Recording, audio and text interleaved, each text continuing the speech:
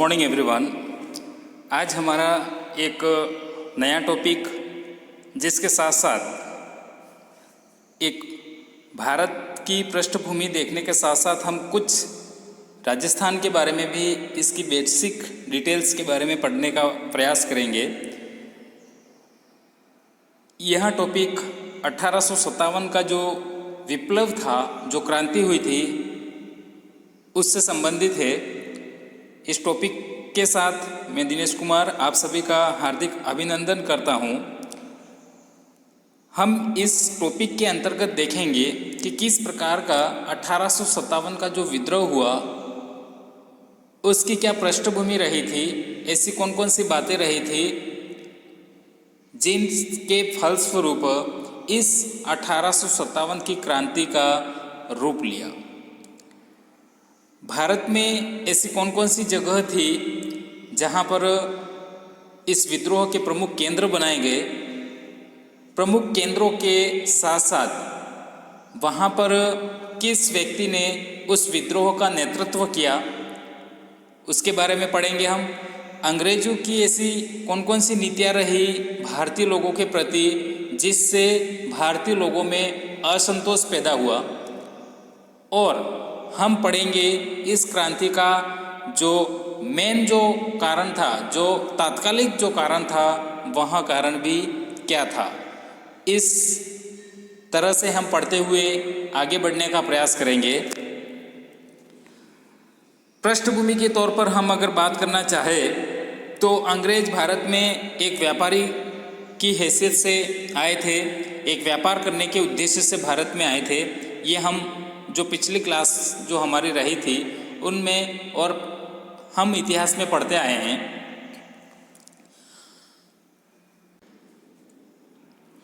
परंतु धीरे धीरे उन्होंने राज्य स्थापना तथा उसके विस्तार का कार्य आरंभ किया।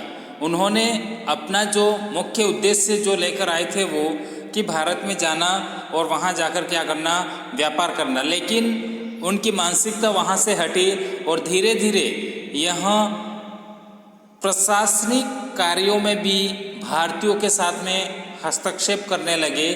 भारतीय जो देशी जो रियासतें जो थी, जो राजा जो उनका जो राज्य था उसमें वहाँ हस्तक्षेप करने लगे। धीरे धीरे भारतीयों की राजनीतिक स्वतंत्रता का अपहरण होता गया। एक राजनीतिक जो स्वतंत्रता जो थी उसका धीरे धीरे करके इन्होंने हड़पना उसको शुरू कर दिया। यानी हम कह सकते हैं कि राजनीतिक जो अधिकार थे भारतीयों के, उनको इन्होंने धीरे धीरे करके नष्ट करना शुरू कर दिया और वे अपने राजनीतिक तथा उनसे उत्पन्न अधिकारों से वंचित होते गए। धीरे धीरे ऐसी कंडीशंस बन गई कि उनके जो राजनीतिक अधिकार थे वह पूरी तरीके से नष्ट भ्रष्ट हो गए, जिसके फलस्वरूप उनमें बड़ा असंतोष फैल गया। भारतीय लोगों में इस बात के कारण असंतोष फैल गया, जिसका विस्फोट हम इतिहास में 1857 की क्रांति के रूप में देखते हैं। यहाँ ब्रिटिश ईस्ट इंडिया कंपनी के खिलाफ एक संगठित प्रतिरोध की पहली अभिव्यक्ति, एक प्रथम स्वतंत्रता संग्राम हम इस 1857 की क्रांति को दे सकते हैं। यह ब्रिटिश ईस्ट इंडिया कंपनी की सेना के सिपाहियों के विद्रोह के रूप में शुरू हुआ, लेकिन जनता की भागीदारी भी इसने हासिल कर ली। एक सैनिक विद्रोह की तरह यह शुरू हुआ था, लेकिन धीरे धीरे करके जैसे जैसे इसका स्वरूप बढ़ता गया, इसका क्षेत्र बढ़ता गया, आम पब्लिक ने इसमें अपनी भागीदारी निभाना उचित समझा। विद्रोह को कई नामों से जाना जाता है। इतिहास में बहुत सारे इतिहासकार ऐसे हैं जिन्होंने इस विद्रोह को अलग अलग विद्रोह नाम की संज्ञा दी है। उसमें कुछ विद्वान ऐसा मानते हैं कि यहाँ सिर्फ क्या था, एक सैनिक विद्रोह था, एक सिपाहियों के द्वारा किया गया ही विद्रोह था। ये ब्रिटिश इतिहासकारों का मानना है कि यहाँ आम व्यक्तियों का विद्रोह नहीं था, आम लोगों का इसमें कोई इन्वॉल्व नहीं था, बल्कि सिपाहियों के द्वारा किया गया यहाँ विद्रोह था। उसके बाद भारतीय विद्रोह, महान विद्रोह भारतीय इतिहासकारों के द्वारा कहा गया। क्या कहा गया कि भारतीय विद्रोह है ये, और ये क्या है, एक महान विद्रोह। 1857 का विद्रोह भारतीय विद्रोह और स्वतंत्रता का पहला युद्ध, ये वी डी सावरकर का कहना है, विनायक दामोदर सावरकर, इनके द्वारा ये कहा गया है। तो इस प्रकार से हम देखते हैं कि 1857 की जो क्रांति हुई थी, उस क्रांति का इतिहास में ब्रिटिश इतिहासकारों के द्वारा, भारतीय इतिहासकारों के द्वारा अलग अलग नामों की संज्ञा दी गई है। 1857 की क्रांति के जो प्रमुख जो कारण थे, उनकी अगर हम बात करना चाहें तो सबसे पहले हम राजनीतिक कारण को देखने का प्रयास करेंगे।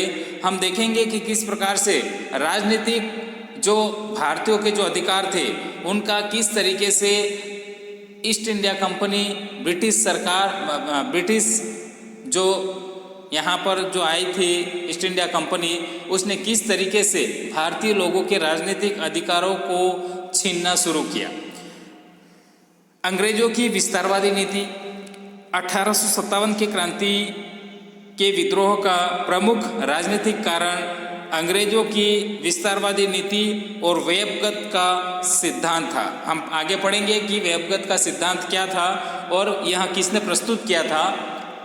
लेकिन एक ये हम कह सकते हैं कि उनकी एक ये लालसा बन गई थी कि अपने जो साम्राज्य, जो अपना जो व्यापारिक जो केंद्र थे, उनका क्या करना, अधिक से अधिक क्या करना, भारत में विस्तार करना, अपने क्षेत्र को अधिक से अधिक बढ़ाने पर इन्होंने विशेष बल दिया था। और दूसरा वेबगत हम पढ़ेंगे कि किस प्रकार से इन्होंने छोटे मोटे जो रियासतें उस समय हुआ करती थी, जो प्रांत जो हुआ करते थे, उनको किस तरीके से इसने हड़पने का प्रयास किया, इसके बारे में भी हम आगे पढ़ेंगे। बड़ी संख्या में भारतीय शासकों और प्रमुखों को हटा दिया गया, जिससे अन्य सत्तारूढ़ परिवारों के मन में भय पैदा हो गया। उनके दिमाग में भी एक ये शंका होने लगी कि कहीं ना कहीं ये तो गलत हो रहा है और आने वाले समय में ये चीज़ हमारे साथ में भी हो सकती है। रानी लक्ष्मीबाई के दत्तक पुत्रों को झांसी के सिंहासन पर बैठने की अनुमति नहीं थी। झांसी की जो रानी थी लक्ष्मीबाई, उसका जो दत्तक पुत्र था, ये एक ऐसी नीति का अनुसरण किया था अंग्रेजों ने। उन्होंने एक ये धारणा बना दी थी, एक ये नियम बना दिया कि लक्ष्मीबाई का जो दत्तक पुत्र है, लक्ष्मीबाई के बाद झांसी के सिंहासन पर विराजमान नहीं हो सकता है। डलहौजी ने अपने वेबगत के सिद्धांत का पालन करते हुए सतारा, नागपुर और झांसी जैसी कई रियासतों को अपने अधिकार में ले लिया था।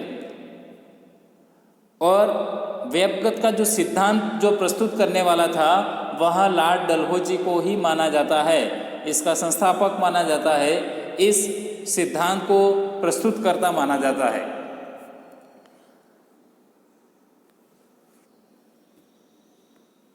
जैतपुर, संबलपुर और उदयपुर भी इस वेबगत सिद्धांत के द्वारा लॉर्ड डलहौजी के द्वारा हड़प कर अपने साम्राज्य में मिलाने का इन्होंने कार्य किया था। लॉर्ड डलहौजी द्वारा अवध को भी ब्रिटिश साम्राज्य के अधीन कर लिया गया, जिससे अभिजात वर्ग के हजारों लोग, अधिकारी, अनुचर और सैनिक बेरोजगार हो गए। इस कार्यवाही ने एक वफादार राज्य अवध को असंतोष और षड्यंत्र के अड्डे के रूप में परिवर्तित कर दिया। हम आगे पढ़ेंगे कि किस प्रकार से लॉर्ड डलहौजी ने वेबगत सिद्धांत के अनुरूप भारत की जो छोटी मोटी जो रियासतें उस समय जो हुआ करती थी, उनको किस नीति के अनुरूप हड़पने का प्रयास किया, हम आगे पढ़ने का प्रयास करेंगे। उसके बाद हम देखेंगे कि वेबगत का सिद्धांत आखिर में किस प्रकार का था। तो वर्ष 1840 के दशक के अंत में लॉर्ड डलहौजी द्वारा पहली बार वेबगत का सिद्धांत नामक उल्लेखनीय ब्रिटिश तकनीक का सामना किया था। हम कह सकते हैं कि वेबगत का सिद्धांत को प्रस्तुत करने वाला लॉर्ड डलहौजी था। इसमें अंग्रेजों द्वारा किसी भी शासक के निसंतान होने पर उसे अपने उत्तराधिकारी को गोद लेने का अधिकार नहीं था। यानी हम अगर सार रूप में कहें तो अगर किसी भी देशी रियासत का राजा या वहाँ की महारानी अगर किसी कारण से निसंतान है तो अपने उत्तराधिकारी के रूप में वहाँ किसी भी संतान को गोद नहीं ले सकती थी। ये इस सिद्धांत की एक सबसे बड़ी बुराई मानी जाती है। अतः शासक की मृत्यु होने के बाद या सत्ता का त्याग करने पर उसके शासन पर कब्जा कर लिया जाता था। ये एक नीति बनाई गई थी कि जिसकी संतान नहीं होगी वहाँ किसी को गोद भी नहीं ले सकता है, और दूसरा उसकी मृत्यु के साथ ही वहाँ जो रियासत जो होगी उस रियासत पर पूर्ण रूप से ईस्ट इंडिया कंपनी का अधिकार माना जाएगा। इन समस्याओं में ब्राह्मणों के बढ़ते असंतोष को भी शामिल किया गया था, जिनमें से कई लोग राजस्व प्राप्ति के अधिकार से दूर होते गए या अपने लाभप्रद पदों को खो चुके थे उस समय। इसका असर इस बात में भी देखा जाता है। इसके बाद हम सामाजिक और धार्मिक कारणों के आधार पर हम विवेचना करने का प्रयास करेंगे कि किस प्रकार से ऐसे कौन कौन से सामाजिक और धार्मिक कारण थे जिनके बलबूते पर भी इस विद्रोह का आरंभ माना जाता है। उसमें है कंपनी शासन के विस्तार के साथ साथ अंग्रेजों ने भारतीयों के साथ अमानुषिक व्यवहार करना प्रारंभ कर दिया। भारत में तेजी से फैल रही पश्चिमी सभ्यता के कारण आबादी का एक बड़ा वर्ग चिंतित था। अंग्रेजों के रहन सहन, अन्य व्यवहार एवं उद्योग आविष्कार का असर भारतीयों की सामाजिक मान्यताओं पर पड़ता था। उस समय 1850 में एक अधिनियम द्वारा वंशानुक्रम के हिंदू कानून को बदल दिया गया। ईसाई धर्म अपना लेने वाले भारतीयों की पदोन्नति कर दी जाती थी। भारतीय धर्म का अनुपालन करने वालों को सभी प्रकार से अपमानित किया जाता था। इससे लोगों को यह संदेह होने लगा कि अंग्रेज भारतीयों को ईसाई धर्म में परिवर्तित करने की योजना बना रहे हैं। ये एक बहुत बड़ा फैक्टर माना जाता है कि उन्होंने एक ऐसी योजना बनाई कि जो भारतीय लोग ईसाई बनने के लिए तैयार हो जाएंगे उनको बड़े बड़े पदों पर उनकी पदोन्नति की जाएगी, उनको बड़ी बड़ी पोस्ट दी जाएगी। लेकिन अगर कोई भारतीय अगर हिंदू अपने धर्म से संबंधित है और वह धर्म परिवर्तित करने पर पूरी तरीके से सहमत नहीं है तो उसको विभिन्न प्रकार की यातनाओं के साथ में अपमानित किया जाता था। इस प्रकार का इन्होंने रवैया तैयार कर रखा था। और रहन सहन के बारे में भी उनके आचरण, उनके व्यवहार, उन जो छोटे मोटे उस समय जो उद्योग हुआ करते थे वहाँ पर, यानी हम कह सकते हैं एक सभी प्रकार से एक ऐसा माहौल बन गया था कि भारतीय लोग अपने धार्मिक स्थिति के कारण भी अंग्रेजों से पूरी तरीके से फंस चुके थे, क्योंकि अंग्रेज चाहते थे कि भारतीयों में अधिक से अधिक क्या हो, ईसाइयों की संख्या में बढ़ोतरी हो, और जो लोग उनके रास्ते में आते थे वहाँ उनको सबसे बड़ा रोड़ा समझते थे और उनको अपने नीति के अनुसार यातना देने का कार्य करते थे। उसके बाद हम देखेंगे कि आर्थिक कारण ऐसे कौन कौन से थे। तो ग्रामीण क्षेत्रों में किसान और जमींदार भूमि पर भारी भरकम लगान और कर वसूली के सख्त तौर तरीकों से परेशान हो गए थे। उन्होंने, हम देखते हैं, हमने पिछली क्लासों में भी पढ़ लिया है कि किस प्रकार से भारतीय किसान धीरे धीरे करके एक खेतीहर मजदूर बन गया। स्वयं की भूमि के मालिक होते हुए भी कुछ समय ऐसा आया जिससे वह एक मजदूरी के रूप में अपनी ही भूमि पर खेती करने लग गया। यानी वह करों के रूप में इतना दब चुका था कि उसने अपनी भूमि को धीरे धीरे धीरे करके अपनी पूरी भूमि को उन्होंने क्या कर दिया, गिरवी जैसे रख दिया, और अपनी खुद की भूमि पर, पैतृक भूमि पर वह एक मजदूर के रूप में कार्य करने लग गया। अधिक संख्या में लोग महाजनों से लिए गए कर्ज को चुकाने में असमर्थ थे, जिसके कारण उनकी पीढ़ियों पुरानी जमीनें हाथ से निकलती जा रही थी। हमने इसको काफ़ी क्लासों में देख लिया, इस बात को अच्छे तरीके से समझ भी लिया है। बड़ी संख्या में सिपाही खुद किसान वर्ग से थे और वे अपने परिवार गांव को छोड़कर आए थे, इसलिए किसानों का गुस्सा जल्द ही सिपाहियों में भी फैल गया। इस बात से भी नज़रअंदाज नहीं किया जा सकता, क्योंकि उस समय जो हम कह सकते हैं कि इसके बाद में भी जो प्रथम विश्व युद्ध और सेकेंड जो वर्ल्ड वॉर जो माना जाता है, उसमें किस तरीके से भारतीय लोगों ने अंग्रेजों का किस प्रकार सहयोग किया, तो कहीं ना कहीं वहाँ जो सैनिक जो थे वहाँ एक कृषि परिवार से बिलोंग करते थे। तो यह बात फैलने में ज़्यादा समय नहीं लगा। इंग्लैंड में औद्योगिक क्रांति के बाद ब्रिटिश निर्मित वस्तुओं का प्रवेश भारत में हुआ, जिसने विशेष रूप से भारत के कपड़ा उद्योग को पूरी तरीके से ध्वस्त कर दिया। क्योंकि हम पढ़ते हैं औद्योगिक क्रांति जो इंग्लैंड में हुई थी और उस समय उद्योगों का किस प्रकार से नए नए उद्योगों का विकास हुआ था और जो लघु उद्योग जो कुटीर उद्योग जो थे उन्होंने किस प्रकार से वहाँ इंग्लैंड में अपनी भूमिका अदा की थी, इसके बारे में भी हम पढ़ चुके हैं। उसके बाद भारतीय हस्तकला उद्योगों को ब्रिटेन के सस्ते मशीन निर्मित वस्तुओं के साथ प्रतिस्पर्धा करनी पड़ती थी। यानी उस समय ये कंपटीशन चल गया कि ब्रिटिश जो कपड़ा जो होगा वहाँ और भारतीय जो कपड़ा होगा उसमें कंपटीशन पैदा हो गई। इसको भी एक कारण के रूप में देखा जाता है। उसके बाद सैनिक कारण, उसमें हम देखते हैं और हमने ये पहले भी पढ़ लिया कि कई सारे इतिहासकारों का ऐसा मानना है कि 1857 की जो क्रांति हुई थी वह महज क्या थी, एक सैनिक विद्रोह थी। उसमें हम देखते हैं भारत में ब्रिटिश सैनिकों के बीच भारतीय सिपाहियों का प्रतिशत 87% था। यानी हम कह सकते हैं कि बहुत अधिक संख्या में भारतीय सिपाहियों की संख्या हुआ करती थी, लेकिन उन्हें ब्रिटिश सैनिकों से निम्न श्रेणी का माना जाता था। हमने इस बात को भी पहले क्लियर रूप से पढ़ लिया है कि किसी भी भारतीय को किसी भी विभाग में अगर किसी पोस्ट पर रखा भी जाता था तो उसकी सारी की सारी जो कंट्रोलिंग होती थी वहाँ उसको प्रदान नहीं की जाती थी, किसी न किसी के अंडर में वह कार्य करता था।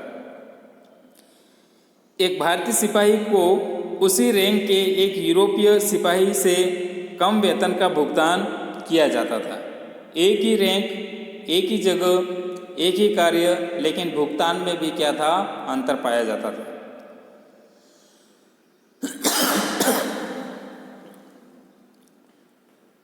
उसने अपने घरों से दूर क्षेत्रों में काम करने की अपेक्षा की जाती थी।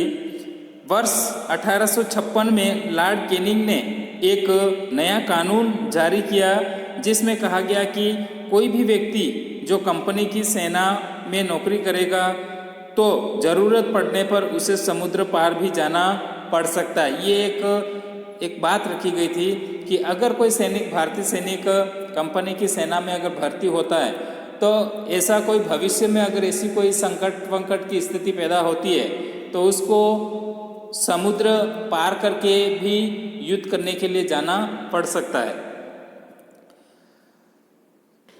चार्ल्स जॉन कैनिंग 1857 के भारतीय विद्रोह के समय यहाँ का क्या था, गवर्नर जनरल था उस समय। वहाँ 1858 में भारत का पहला वायसराय बना। उसके मौर्यकाल में हुई महत्वपूर्ण घटनाओं को हम देखते हैं। वहाँ 1857 के विद्रोह को सफलतापूर्वक दबाने में सक्षम था। यानी उसके पास वहाँ सब नीतियाँ थी जो एक विद्रोह को दबाने के लिए आवश्यक होती है और वहाँ पूरी तरीके से उसमें सक्षम भी था। भारतीय परिषद अधिनियम 1861 पारित करना, जिसने भारत में पोर्टफोलियो प्रणाली की शुरुआत मानी जाती है। वेबगत के सिद्धांत को वापस लेना, जो 1858 के विद्रोह के मुख्य कारणों में से एक माना जाता था। आपराधिक प्रक्रिया संहिता का परिचय, भारतीय उच्च न्यायालय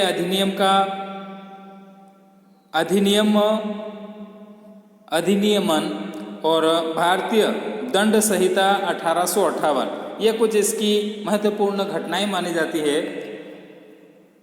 अब हम देखेंगे कि इस क्रांति का जो मुख्य जो कारण था, मतलब एक ऐसा कारण जिसने इस क्रांति का बिगुल ही बजाना शुरू कर दिया, ऐसा कारण भी हम देखने का प्रयास करेंगे, जिसको कहते हैं तात्कालिक कारण। एक अफवाह यहाँ फैल गई कि नई एनफील्ड जो राइफलें आ रही है उसमें कारतूसों में गाय और सूअर की चर्बी का प्रयोग किया जाता है, और इन सिपाहियों को इन राइफलों को लोड करने से पहले कारतूसों को मुंह से खोलना पड़ता था। हिंदू और मुस्लिम दोनों सिपाहियों ने उनका इस्तेमाल करने से इनकार कर दिया। क्यों? क्योंकि हम ये समझते हैं कि भारत में जो गाय जो होती है उसको एक माँ का रूप, एक माँ का दर्जा दिया जाता है, और एक जैसे माँ के समान ही हम गाय की पूजा करते हैं। इसको इतना हम एक देव्य के रूप में मानते हुए हमारी पीढ़ियों से चली आ रही परंपरा को हम नहीं तोड़ सकते, और इस प्रकार की धारणा होते हुए भारतीय सैनिकों का यूँ कहना था कि हम इसकी चर्बी को हम अपने मुंह से नहीं तोड़ सकते, और मना करने पर इस विद्रोह का एक ये बहुत बड़ा एक तात्कालिक कारण माना जाता है। आज का हमारा जो 1857 की क्रांति से संबंधित जो भी अध्ययन कार्य था वह यहाँ तक ही। कल हम इसके आगे का जो प्रोसेस जो हमारा रहेगा कि इसके क्या परिणाम हुए, इसके कौन कौन से कहाँ ऐसे केंद्र रहे, इसके क्या भारतीय लोगों के समक्ष कुछ बातों का हुआ या फिर ऐसी कैसी परिस्थितियाँ रही, इन सभी बातों के बारे में हम अध्ययन करने का प्रयास करेंगे। तब तक के लिए धन्यवाद।